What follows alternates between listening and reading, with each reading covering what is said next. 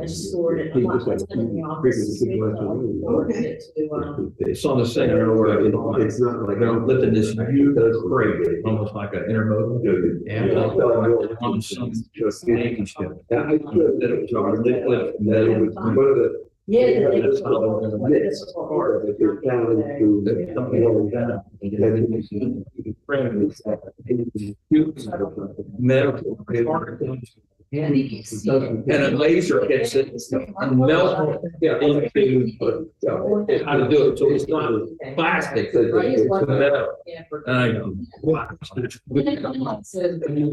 Think about this, though. I agree. Spares. Exactly. Really just see the. Yeah. Your raw material. I thought that was pretty neat thinking. That means I like that. You know where the EA Shipboard's control center is? About it. Mechanicsburg, Yeah. Pennsylvania. We'll call our meeting through and pledge allegiance to the flag. I pledge allegiance to the flag of the United States of America and to the republic for which it stands, one nation, under God, indivisible.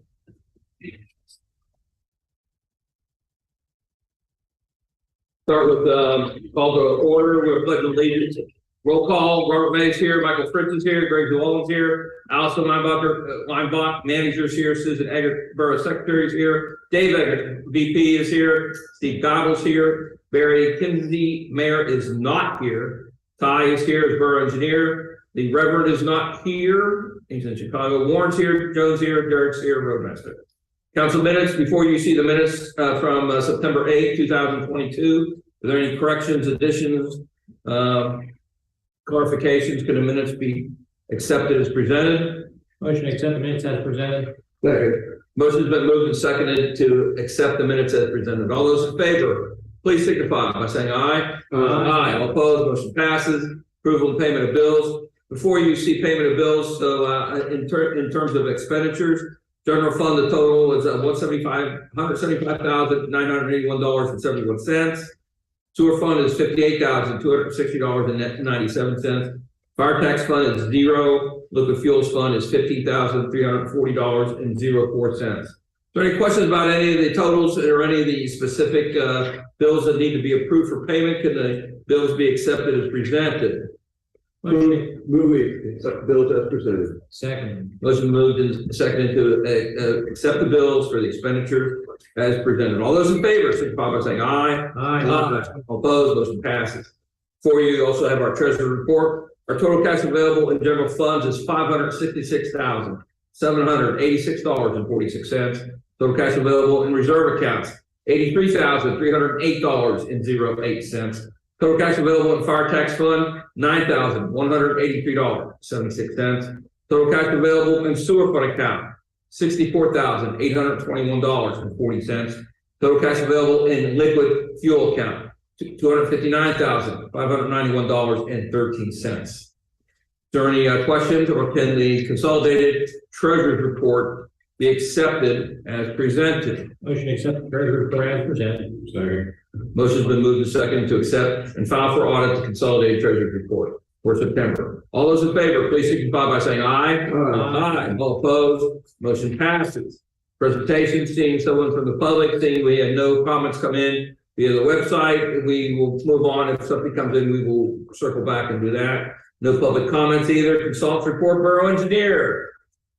Okay, the only thing I have in my report is the zoning review for Daniel Molnar at 494 Parkview Road. The letter is attached to the engineer's report. Basically, it's I went through it and I looked at the letter that the zoning officer put together, and I indicated that all the comments that are in that letter should be addressed. I feel that this should go through a minor subdivision plan review. There are two parcels on the property. It should go through a minor subdivision to eradicate the one parcel in the back to consolidate everything into one plan. There are some variances that will be needed from setbacks. Now, My interpretation of the ordinance is that because the house is being totally demolished, the house will need to be relocated to meet the floodplain ordinance in the special exception ordinance number in Article 7, Section 706. It basically says that you can rebuild the house, but you have to comply with the yard and setback requirement. Could he demolish a house, leave the footers, but then raise up elevation in the floodplain exception without relocating the house? According to the floodplain ordinance, that you can't demolish a house that's more than 50% of the value of the property. So the fact that he's carrying the whole thing, Throws him out. it throws them out. So be it. Which, when I did my original review letter, was back in April, he had not torn down the house at that time. I spoke with Mr. Mugdy's attorney, who's represented by counsel now. Yeah, wait a second, just let me give you a point of clarification for other council members. In general, if an attorney for a property owner or someone in business before the board, comes about, staff here automatically pushes it to jump. And if something comes in that's more engineering, it gets automatically pushed to top. So that's why you may see some things on this. So go ahead, I'm sorry. Yeah, no, I spoke with his attorney. We had a very good discussion about a week ago. Mr. Mulner is going to be working with professionals, with a surveyor and professional draftsmen to prepare the drawings and plot plans that are needed to evaluate the zoning permit application and determine what zoning relief will be needed and what redevelopment approvals will be needed. We also discussed the floodplain issue and evaluation of the locations and of proposed structures. So you may be seeing plans coming in that are drawn and are have where some of the locations have been changed to avoid floodplain. What was his purpose for removing the structure? He wants to keep the foundation and just build on the That was my foundation. next question, what if he kept the foundation and the footers? It's already 50% of the value of the property. The actual structure itself was not salvageable. So he demolished that. He was going to use the foundation and the footers that are there and just rebuild. Now, if he wants to go that route, they'll need to go to zoning hearing board for variance to use the old foundation. So the value is still not there if he keeps the foundation. According to the floodplain ordinance, because it's more than 50% of the value of the structure, that he has to comply with a new structure in the floodplain. I'm telling you, if you're in a floodplain, it's like, it's a maze of problems. It's just problematic, so.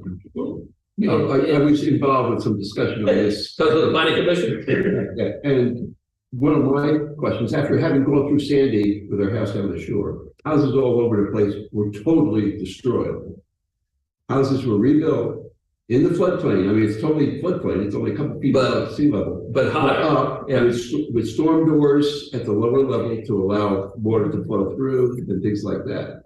So certainly there are ways of building it acceptable within meeting federal guidelines. That He could actually stay on his property, move the house back. and be out of the floodplain. Well, yeah, that's He may need then other variances in For place. setbacks. Right, because he'd be pushing to the back of the property instead of towards the front, and it's why we were steering him to some kind of quasi land development type thing. That's a thorough review, so that if he has to go to the zoning hearing board, he only has to go once. And that's a reasonable thing to go to the zoning hearing board and say, I need setback variances because I'm moving out of the floodplain. And he Yeah. didn't create that problem. Right, so that's a reasonable zoning hearing board issue. Absolutely. Right, so sometimes though, when people come in, they don't like to get the professional help on the front end, because they go, well, the borough's just gonna review it, give me a big letter of what I need to do anyway. Well, And so that's part of the problem, I think. but relocating the house, I think that all of the issues with the setbacks will go away. Yeah, What doesn't go away is the size of this garage.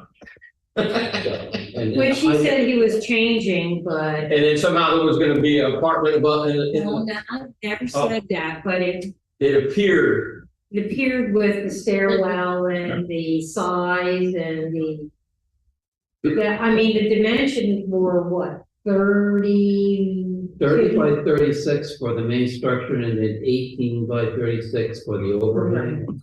But if you do the math on the pitch of the roof is greater than the 20-foot maximum height for an accessory building.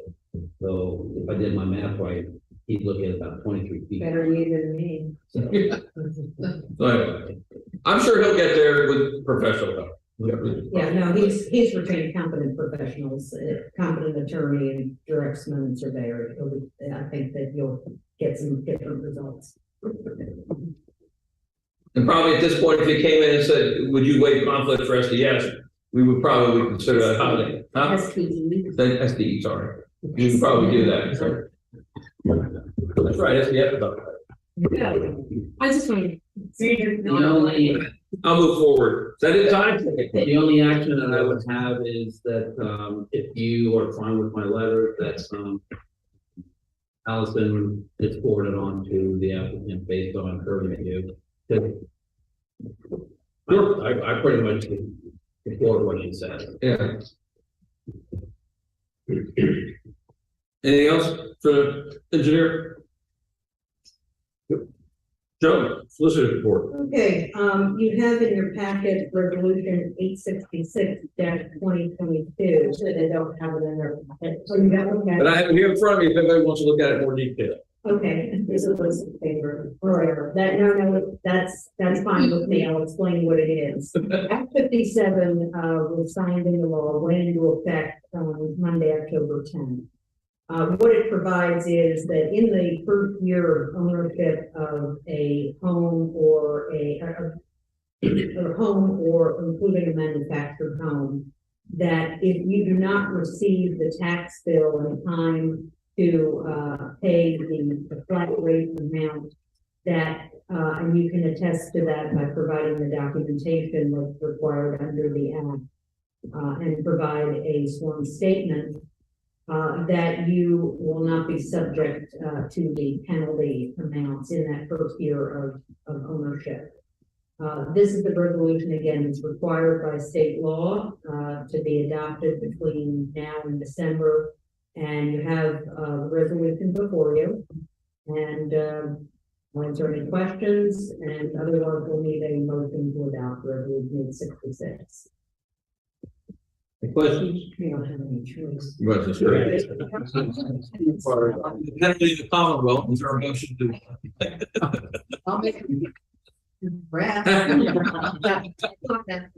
I'll make the motion to adopt resolution 866-2022.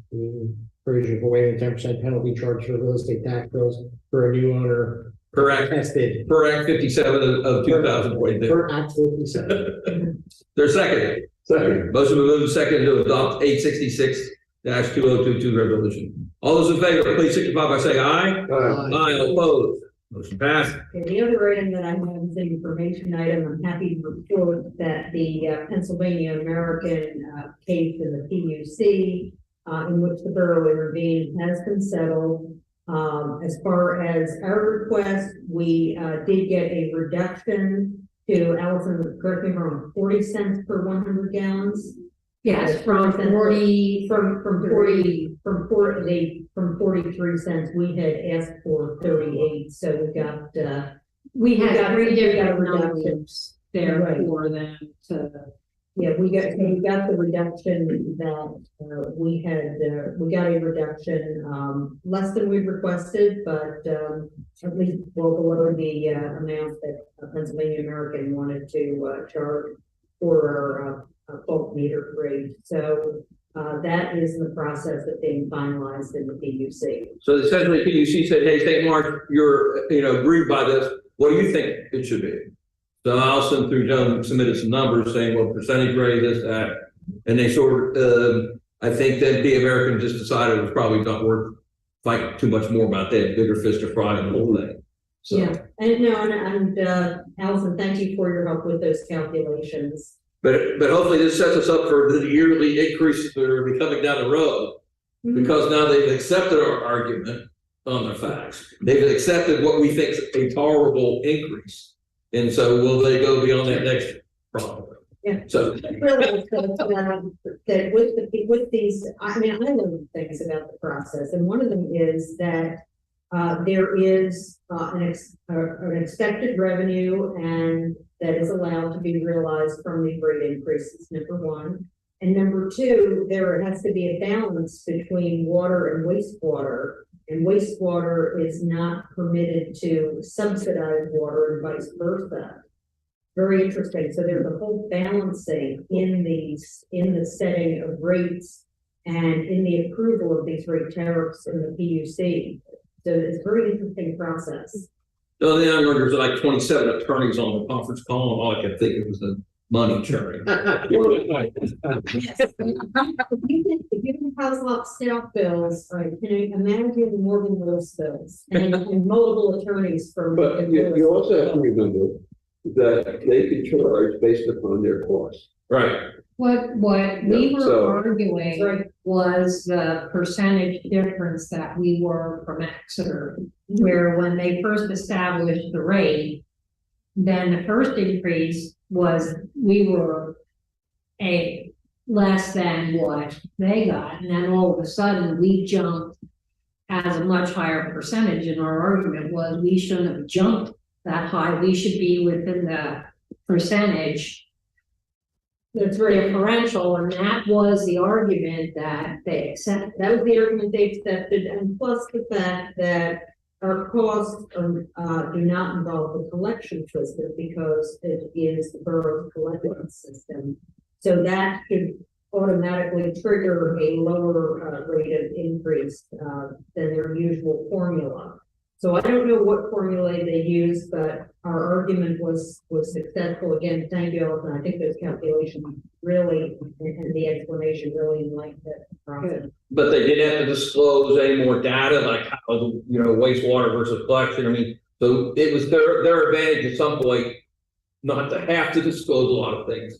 So hopefully that will Yeah, but to what Warren said about the, what did you say, Warren, about the, I said the legal fees go into their cost of business, which then they are allowed. 27 attorneys are right in there.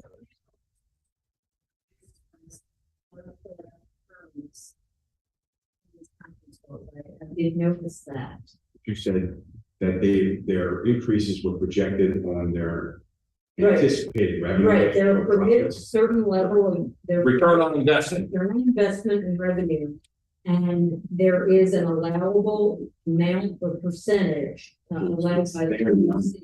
It's their projected. It's their projected number, and the PUC evaluates that and determines whether that is reasonable or not. But they, there are going to be increases. Oh, yeah, there's, have been every year, right? But now we have Commonwealth South's leading PUC attorney. Anything else, John? No, that's all I have, unless council has any questions. We're good. Borough Mayor, did he leave a report? No. Just the police, Summary? There. Yeah. Is there any questions by council? If not, we'll move forward. Department staff reports, anything in zoning? Borough code enforcement, anything? Not really. Not really at this point. Every code enforcement we did, we settled successfully, except for Parkview Road with the abandoned property. Under public works, safety, sewer, streets, what I have before you is also on the agenda is our MS4 report permit waiver. So once again, we were successful in getting out of being in the MS4 permit program, Yeah. which is at least a $500 fee per year for 5 years. And it's just daunting that they won't extend it beyond 5 years. So they're like, yes, we think you're a permittee applicable, but yes, we'll give you a waiver 2 years in a row, or 2 permit cycles in a row, you get a waiver, but that doesn't mean we won't want you to be in it, 5 years. It's just baffling, certainly baffling. And unless they change their requirements, we'll never have to get No, we'll just have to keep asking for a waiver Yeah. and give them $500. So in preparation though, in case they did give us a waiver, I had found where you could actually get DNA testing of E. coli bacteria, so you can determine whether it's Canadian geese versus dog Human. versus human. And I was gonna thought we would probably go take some samples of the stormwater and prove, what the actual contaminant was and how we have no control over it. That's what you're doing. So that was our, so my brilliant, rebuttal.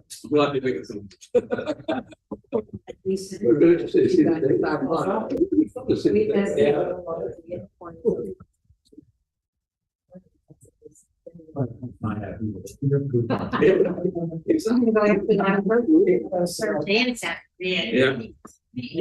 Rapid work. We have any from finance? We have a finance meeting coming up in November. We have, the meeting is November 7th at 10 a.m. here. And that's an open meeting for the public or any other person to come, so. We advertise. We advertise it, but don't ever show it, but. Anything else? No. Okay. Committee, emergency management, anything new? Library, nothing new, Reverend's not here. I'll just, Oh, go ahead. I'll just say this tomorrow and Saturday, they're having their major fundraising book sale. Okay. So I just want to advertise to the people that's tomorrow. I spent the morning helping spread the books out with the books out. So, and then, planning commission, possible motion to accept recommendation, the planning commission to deny subdivision application for 3001 Perkins Avenue for lack of action over 90 days. So, what's that about? The timeframe is really. Yes. So I did a Initial review. initial report and stuff, and They have come about, There's a letter from the planning commission in your. yeah, is that something we really have to, if we want to hold for 30 or 60 more days, and they suddenly came back, we could just have a motion to extend that? This is 2020. It's been. Oh, yeah, it's more than a day. It's on time to kill it. Is that what you're suggesting? Yeah. Yeah. It's done. Stick a fork in it, right? All right. I think it's. There's a mutual good faith obligation for, to submit plans, review the plans, and review comments, and then on the other side to respond to those comments. And if that hasn't happened over a long period of time, It's not. that is likely a show of disinterest unless you hear otherwise. And you can deny the plan for that, and that denial, if appealed, would likely be upheld. There are cases in the Commonwealth Court going back to the 80s to that effect. So Warren, you want to make a motion from the planning commission's perspective to deny the application for what? I'll make a motion that we deny that application. Second. Motion been moved and seconded to deny the application for 3001 Perkins Avenue for lack of action. All those in favor, please signify by saying aye. Aye. All opposed? Motion passes. No zoning hearing board. Is there any outstanding bills? Do we have any escrows in place? So under old business, we had tabled before reestablishment of the Exeter Country Fire Advisory Board. Let's just carry that again and see if it resurrects in January or some point in time, if that's okay. Or do you think it's gonna? It may. Yeah, we'll just leave it on there. It's fine. Maybe under old business, it's the appropriate place to put the reliability waiver that we had. Joan did a modification to it. The minutes from the last meeting, we approved that waiver based on Final. change in that language. Okay, so that has the. Okay, so it's right. Okay, that's right. So, yeah, so it's ready to start. Yeah. Okay. So, okay, we'll go to a new business discussion and motion to adopt a resolution 867-2022, updating the borough fee schedule reflecting the increased sewer rates adopted at the last meeting and updated road opening fees. One of the things on the road opening fees, Roadmaster, you can tell me is, we find that UGI is now drilling boreholes, like trying to sniff out exactly where they want to dig up, Yeah. but then they don't, refill the holes. We don't have a fee for that explicitly charged. Right. So they can do it, but the problem is we have no way to charge them easily before. Yeah, so, it might, I'm trying to think, we probably use this way to, the boreholes are what, like 1.5 to 2 inch diameter at the most. With, like a quick setup concrete, we pour down there, what's a bag of that cost, 10, 12 bucks?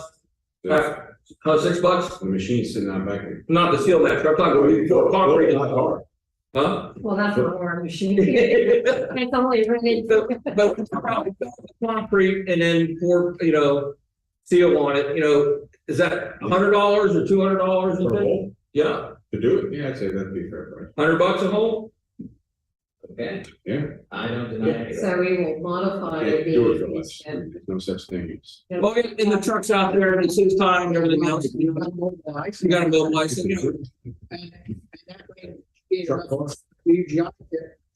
So you got.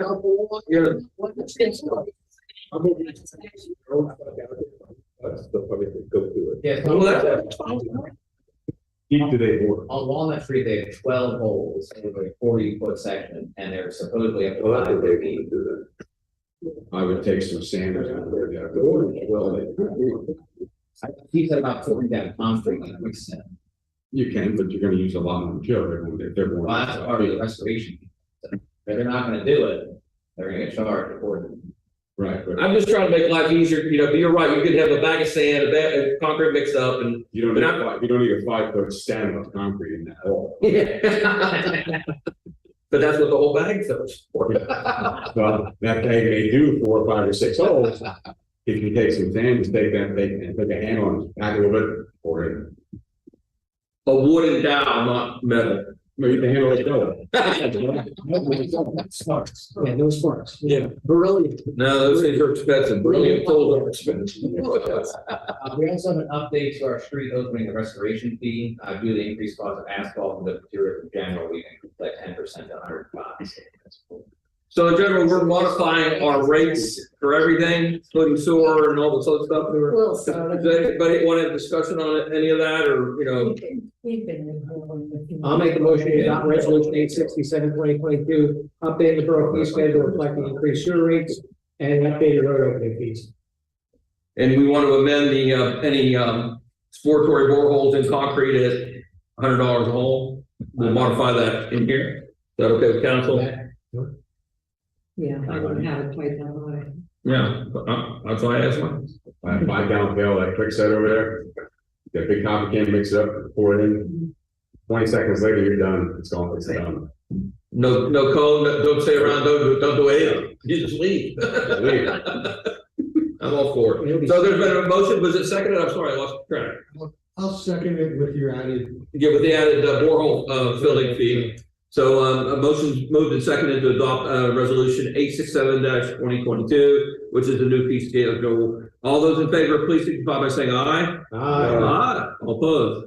Motion passes.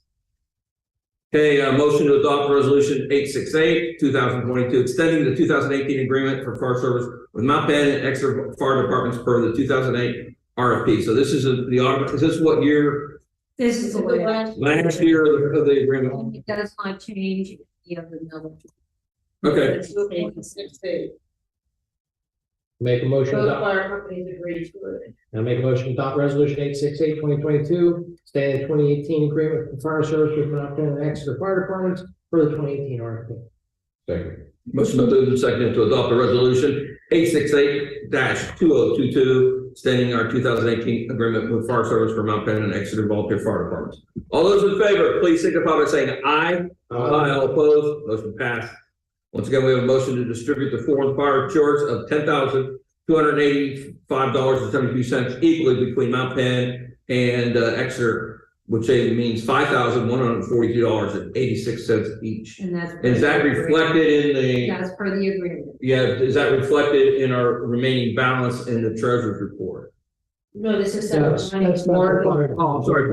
Again, this is. It Yeah. will come out of the general fund. Well, because that's where it comes That's in. where it comes in. Gotcha. Did it always say Relief Association? Yes. Yeah. This is the foreign fire only goes to relief associations. And the relief associations may only spend that on certain approved expenditures. Remember that. Is there a motion to accept resolution? It's not Yeah, right. sorry. Motion to distribute the short. I'll make the motion, we distribute the money evenly between Mount Penn Fire Company and Exeter Fire Company. Second. Motion to move second for the distribution of the foreign fire insurance amounts, $5,142.86 each. All those in favor, please signify by saying aye. Aye, all opposed. Motion passes. Discussion and possible motion to adopt the Animal Rescue League as the borough's animal control officers for 2023. They basically sent us a new agreement. Our per capita amount would be $2.50 per capita. And since they did a decent job on our rabies, we could drop down a tier, but I don't know if it's really worth $1. Is it 75 cents? 50 cents. 50 cents less for the minimum tier. So this is like Cadillac, everything covered. Right, there's a limited service contract and unlimited. I don't know. Yeah. Button plated, whatever you call it, $2.50 per. And as you said, they did an excellent job. Yeah, I would hate to argue that we want to pay the lower tier this year, or for next year is what I'm trying to say, based on this year's performance. Yeah, and it's authorizing me to sign it because they use DocuSign, and so it gets sent to my email. I'll make a motion, we appoint Animal Rescue League as the borough's animal control officer for 2023 at $2.50 per capita, authorizing the borough manager to sign via DocuSign. Second. Motion been moved second for the Animal Rescue League, Animal Protection Service contract. All those in favor, please signify by saying aye. Aye. All opposed, motion passes. Motion to adopt resolution 869-2022, appointing the primary delegate, Sarah Bush, Exeter Township, and alternative delegate, Allison Leinbach, St. Lawrence Borough, to the Berks County Tax Collection Committee Executive Committee. You know what? It's really a meeting you'd want to go to. Because what the municipalities get in cash is a very tiny fraction of all the school districts who basically put on the show. Yeah. Fair enough. I'll make a motion to adopt resolution 869-2022, appointing Sarah Bush, Exeter Township, as the primary delegate, and Allison Leinbach, St. Lawrence Borough, as the alternate delegate to the Berks County Tax Collector Committee Executive Committee.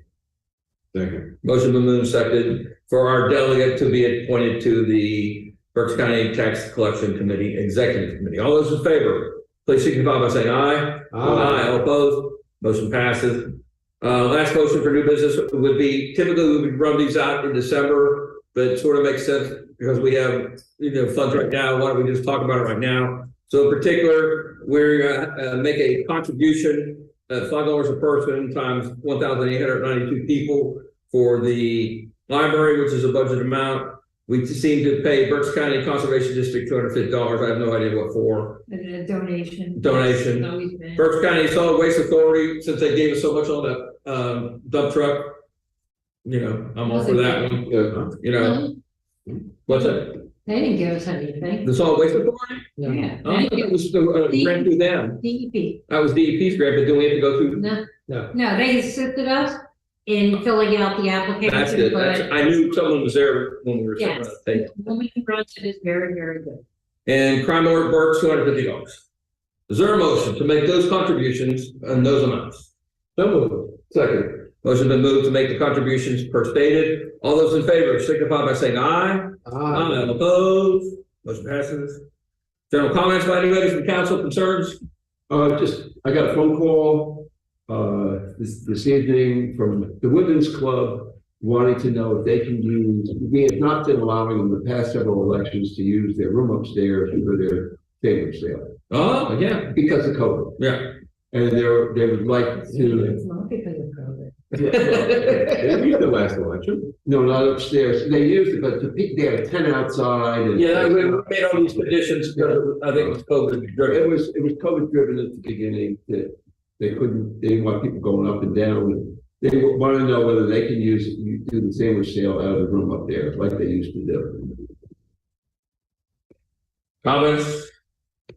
As long as they don't block entrances and then take it. I mean, we're actually not in the past. We hear it from the election office. Can they do directional exiting like they do for election? That's Up, difficult. out, down, out. We, for the. Well, because the other way down, how would they exit out? Like, but make the other door there? Well, that's fine too, as long as they're out of this. Stairwell. Oh, yeah, Right. they won't be in the center, pretty much. That's just how we do election now. We keep everyone through this door, out that door. Out, yeah. As long as they're taking the elevator down, they can go out. right? Yeah. Yeah. Motion? Yeah. I don't think there's, there used to be a big problem with that. I mean, I There remember- were, yes, there did. We've gotten some calls from them. We had- They didn't believe me, but we did. We had people blocking the stairwells, selling in the Their downstairs. stairwell. They couldn't get into the top of the stairs. And, yeah. Well, People yeah, that used to that are no longer walking on this. well, It's not because of block. at this point, tell them that they could go ahead and use the room to sell. But if we get reports that they're selling in the stairwell, it would be the last year. for us. We have a board meeting on Tuesday night. I'll be happy to express those.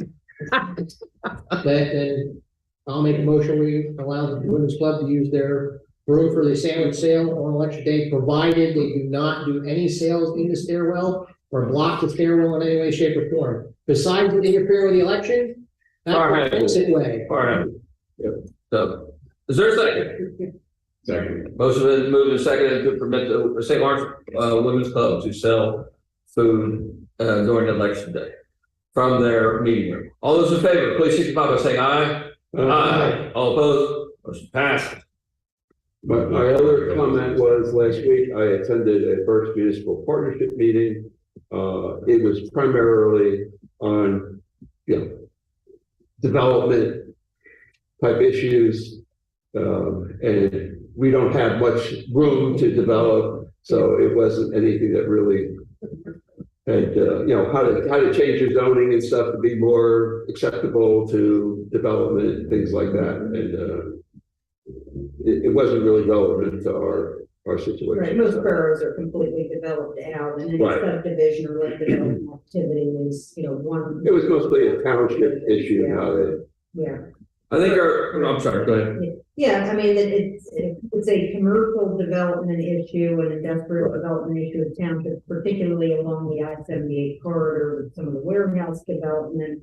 And also the planning commission and their executive director, Mr. Hunter, are really highlighting the need for more housing and housing types to make Berks County more attractive to business and industry. I was gonna say, I think our previous motion would fall under the jurisdiction where we have to open the agenda up in order to be able to do that, because it was an action item where we voted on, which was not on the agenda. I think it's fine, there's no expenditure required with it. Okay. I don't see any need to. amend the I'll take agenda. solicitor's advice and move on. Any other two comments? Yes, Good. have you got your hands on the new system yet? The, Fraser, yeah, we've been, going back and forth with them over improvements. Derek's been doing a major portion of it. So it's there, it's in the background, it's not open to the public yet. Got some bugs. that works the bugs out, sure. Understandable. And then the street repair and the crack sealing came up, and this has kind of been a little tough, and it will be for the next 3 weeks with budget time. But it's there. So while you're there, Master, did you order salt yet? Yes, I was already delivered. It's already paid for, I Paid may, for? I may or may not be obliged to say how much we paid for it. so. Pretty salty, huh? Yeah. More than what the council, what the county, our for cooperative pays? It was contract rate outside. Interesting. Withholding information, huh? Is it overflowing the salt shed? It's packed, yes. They actually, Lower Allison's had a truck stored in there because they have their meat picker and everything in their garage. I'm what. They had to move it out. Yeah, move it out. Now the truck's out, you there because of our salt. I've been reading where there's been some salt shortages, and this salt was actually paid from Chile or something like that from the state. It's from all over the place. Yeah, and so they just found this new salt reservoir up in the west coast of Newfoundland that they think, but apparently there was gonna be a salt shortage in North America this winter. So I was trying to press that we get. You know, so. Anything else? For our public meeting announcements, we have a budget meeting on November 7th. We talked about that. Election day, polls open at 7, borough offices are closed. Council meeting November 10th at 7:30. Borough offices also closed on the 11th, 24th, and 25th of November. 11th is Veterans Day, and then Thanksgiving and Black Friday. Is there a motion to adjourn? I'll move we adjourn. Second. Motion been moved and accepted to adjourn. All those in favor, signify by saying aye. Aye. All opposed, motion passed. Thanks so much, everyone. Whoever the new